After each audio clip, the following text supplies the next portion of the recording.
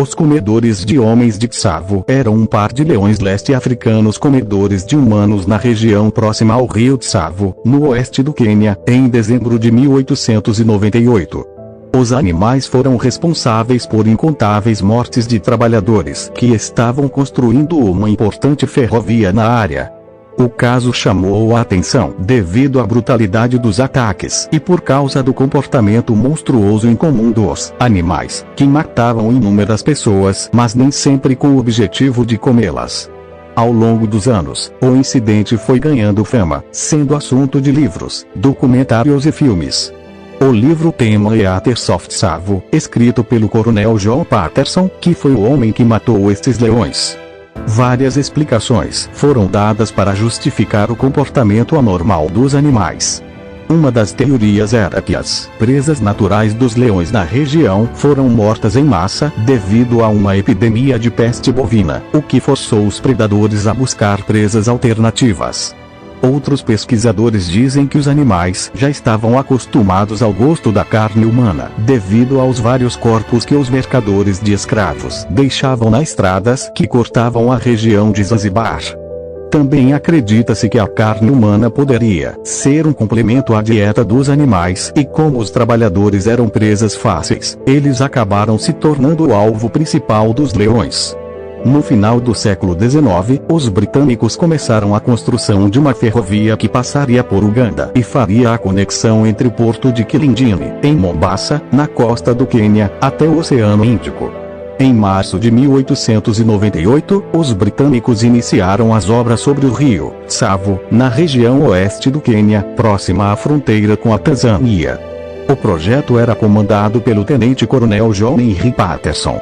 Durante os 9 meses iniciais da construção, 2 leões machos sem juba, algo natural aos leões de Tsavo, começaram a espreitar o acampamento e atacaram esporadicamente as pessoas, arrastando os trabalhadores, na maioria indianos, levados pelos ingleses para acelerar as construções de suas tendas, à noite, e os devorando na relva.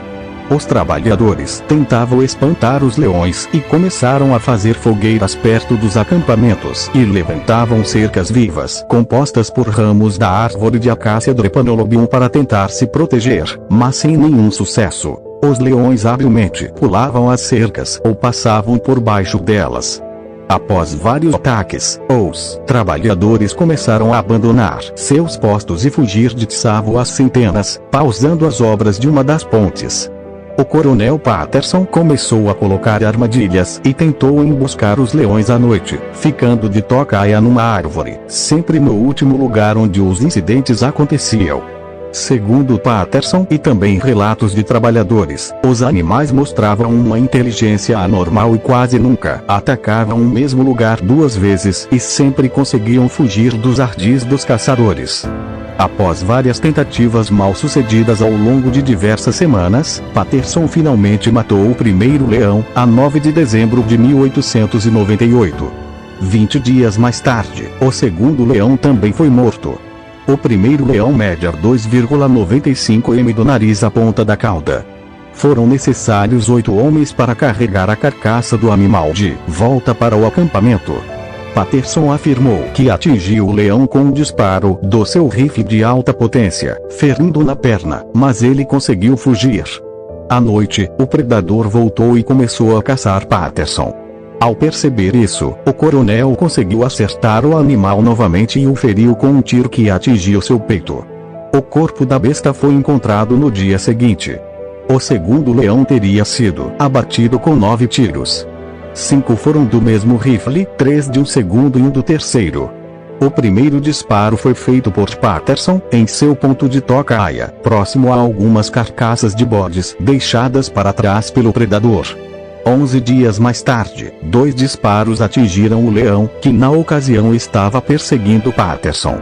No dia seguinte, o coronel Patterson reencontrou o leão e o atingiu várias vezes com outro rifle, incluindo 2 projéteis que acertaram o peito do animal e outro na cabeça, matando-o.